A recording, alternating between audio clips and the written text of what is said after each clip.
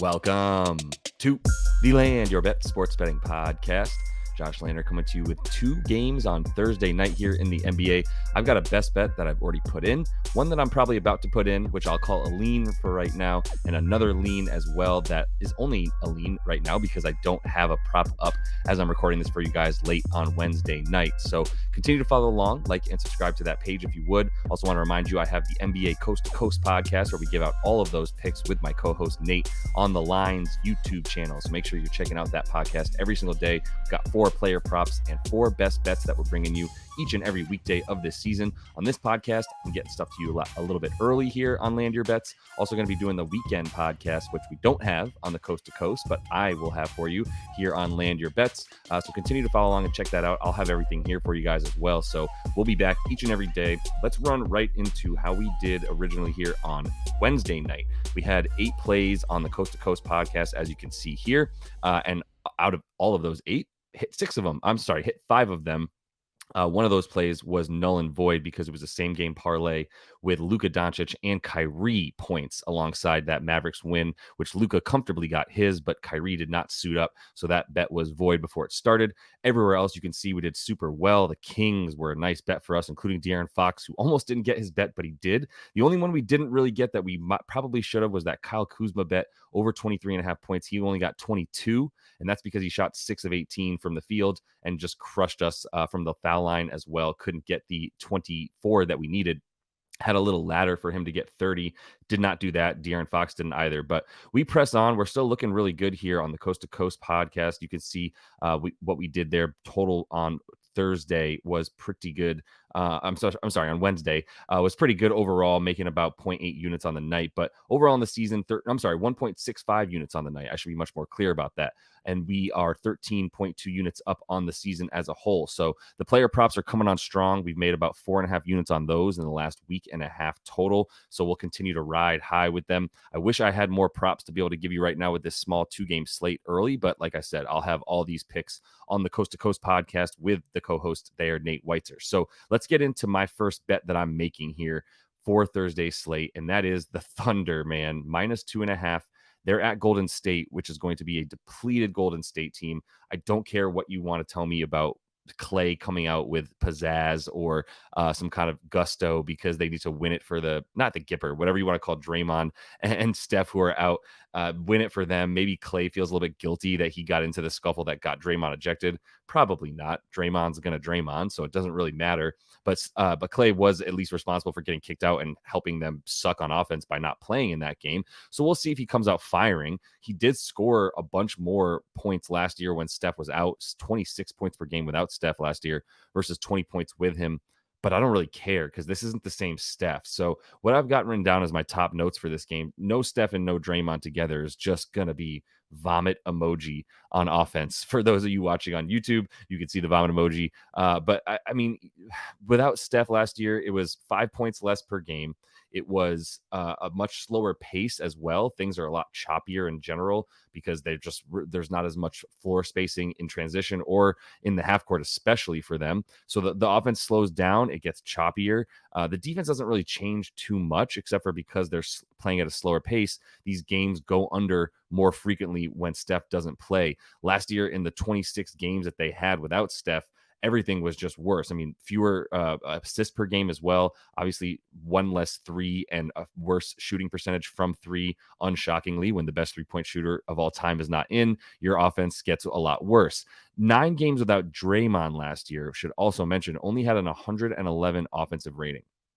You had these guys together, take both of their absences and put them into this game, and you add in a sprinkle of Clay not even scoring 20 points yet this season when Steph was in.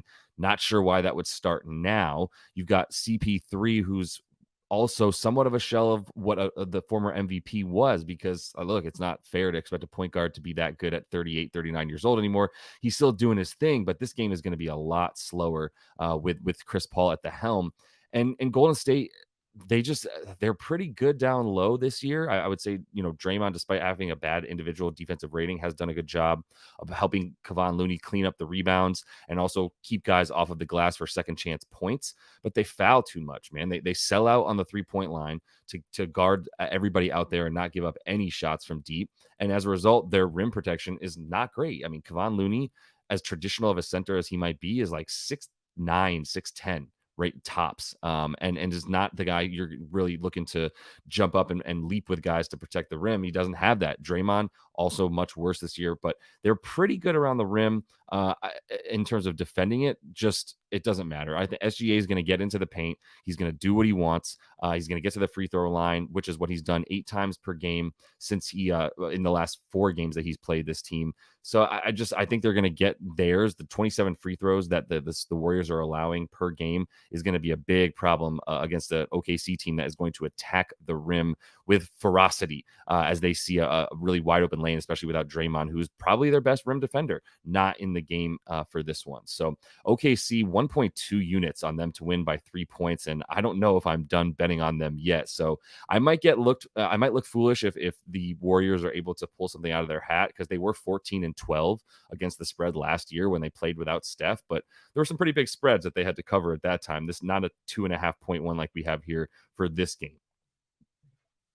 All right, I'm going into my first lean here, and that is an under in this game. And I'm going to bet this game under, honestly. Like, I don't know why I'm sitting here pretending like I'm not going to do. I just haven't bet it yet, and I don't like to tell you that this is my best bet if I haven't bet it. So that's why I'm calling it lean number 1, if you will. But I have a pretty high confidence in this. As you can see, I have a unit up on the screen for those watching on YouTube that is indicating I have a high level of confidence in OKC and Golden State to go under 227.5 in this one. And I get to rinse and repeat a few of the stats that I just threw at you, which is this game is going to go way slower with Chris Paul as your point guard as opposed to Steph Curry as your dominant point guard. Even in the games where CP3 and Steph have played together so far, CP3's on-off numbers are all about pace, right? With him on the court, it's their second slowest pace of any players on court numbers, right behind Kevon Looney, who should be playing plenty in this game as well without Draymond. At least 30 minutes for Kevon in this one, probably close to 35.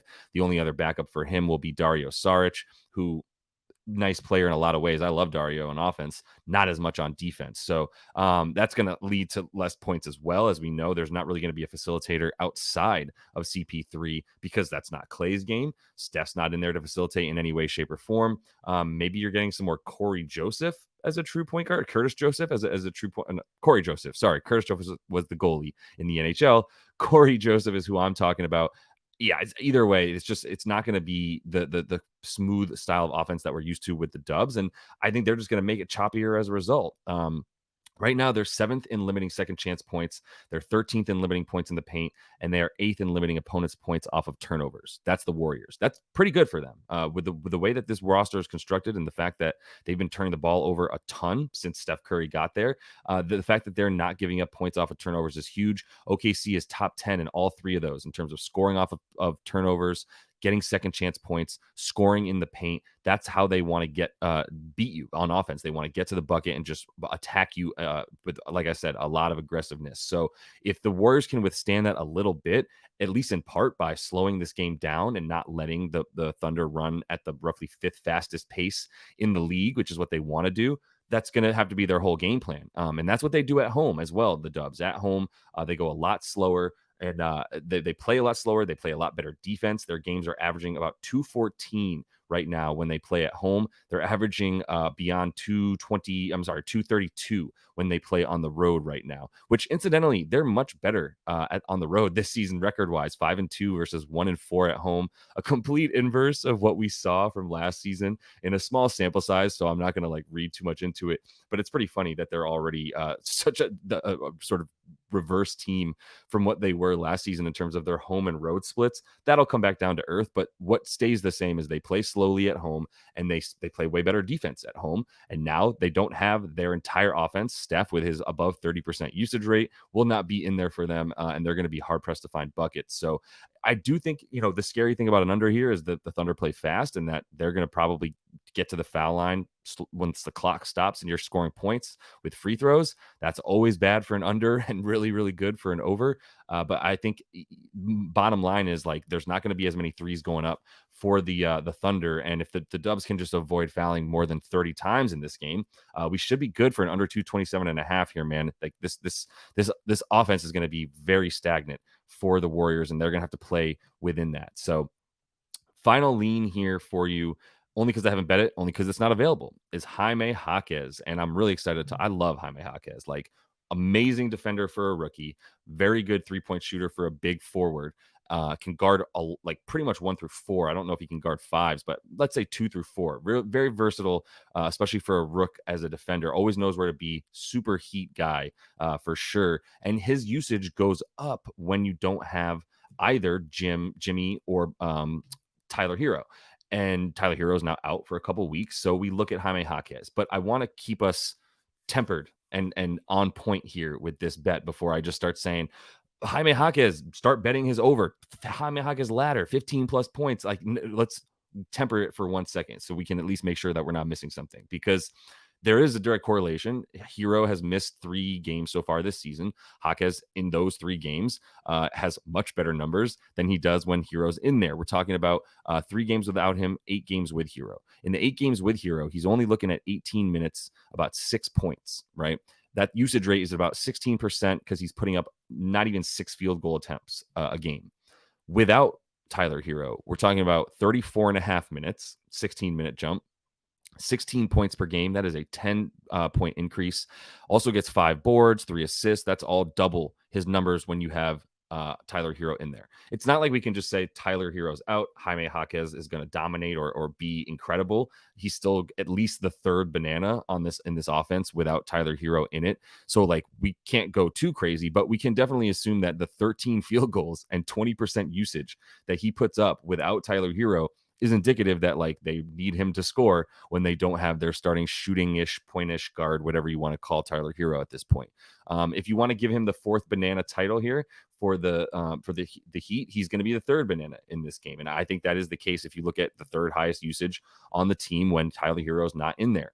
The thing that I want to keep us aware of is that Brooklyn is very good at defending the exact type of player that Jaime Jaquez is. And that's what happens when you have Dorian Finney-Smith on your team, when you have Ben Simmons on your team, who's not in there. And that's a big part of why I might feel more comfortable taking it over with Jaime, depending on what it is. If you're looking at this screen here on YouTube and not just listening on audio, you can see that I wrote under 13 and a half points, but over 7.5 points, which seems a little bit, confusing, but pretty obvious if you think about it for 1 sec. If you get this number under 10, I think you're good. Like 9.5, probably good for a Jaime Jaquez over. Even if he does get stopped and locked up, like he did, by the way, in this last game where he played against the Nets earlier this season, and he got locked up by Ben Simmons, who's not playing, but also a little bit by Cam Thomas and DFS, Dorian Finney-Smith, when he was playing on Jaquez. If you look at the matchups in that game, all of them shut him down. Now, he was 1 for 9 from the field. He had only played 19 minutes, which is why he didn't score any points, basically. And he only had 4 personal fouls. That was the problem. That's a big part of why he wasn't even able to get the minutes. But the other part was it was just not a good matchup for him getting shut down by the big wily vets that like Simmons and DFS. Now, without Simmons, maybe, and the fact that he should be soaking up usage no matter what in this game, I think you can get value on an over at 9.5. Once you start like getting close to 14 or 15 points for him, I'm out. And I'm actually looking at an under. Like if you're going to put up a 14.5 point prop for him, 13.5 points, I'm going under. Right. So when you watch this and you see whatever Jaime Jaquez has for props when you're up in the morning and looking at your stuff for the day, go under 14.5, 13.5 in that range. Go over 7.5, 8.5, 9.5. I think those are all viable over numbers. And then 13.5 and up are all viable under numbers, because that's a big enough margin for me to go ahead and feel good about, like I said, those two, that either over or under for Jaquez. So hopefully that's not too difficult to figure out here for you guys. Like I said, 7.5, 8.5, 9.5 points. If that's Jaime Jaquez's prop line, go ahead and hit the over. If it's 13.5, 14.5 and above, Now we're talking about an under for him, and that's where the value lies. If you don't want to play an under because you don't like to, then no one's forcing you to, but don't start playing overs on Jaime Jaquez's points prop at like 13.5 points. That's my main point here for this game in a Brooklyn team that's going to be good on defense, especially against Jaquez's position. So let's run through what I've got here for you. The best bet that I've already made, OKC at Golden State. No Steph Curry, no Draymond Green. I've got the wrong guys up here on the image. It's not De'Aaron Fox and Kyle Kuzma. That was yesterday's, but the best bet text here is correct. OKC at Golden State. OKC minus 2.5. Let's go ahead and get that with 1.2 units. That's what I already hit it with. I'm not sure it'll be at 2.5 by the time you get this, but maybe people think that there's going to be a close game at hand for the Dubs and that they can hang or potentially win one coming off of a sort of an emotional letdown game against the T-Wolves. The early leans that I have, OKC at Golden State under 227.5. I do feel good enough to bet that here in a minute. Calling it a lean, like I said, because I haven't bet it yet. And then Jaime Jaquez, under 13.5, 14.5 points in that range, over 7.5, 8.5, 9.5 in that range. So do what you will with the Jaime Jaquez stuff. I'm definitely going to be betting him in the morning when I find that number. Of course, it's probably going to be right at like 12.5, which is exactly where I don't want to hit it. I don't like 10.5, 11.5, 12.5. Those are numbers that I don't really want to mess with. So we'll see how it opens and bet accordingly, y'all. But that is all the time I have for you guys. A lot more of you are jumping in right now and hanging out with me in these daily videos, and I super, super appreciate it. Please give it the videos a like, comment in there. Let me know what you think. I don't care if you hate the bets. Let me know. We can talk about it. I can talk shit back to you if you want. I don't care. And then also, if you would subscribe to the page, it's super helpful. Get these numbers up, help me get these follower counts up so I can go ahead and keep getting these videos out to you guys, maybe make a living off of this stuff as well. But continue to have some luck out there, guys. Best of luck with everything, and until I do talk to you next, happy betting.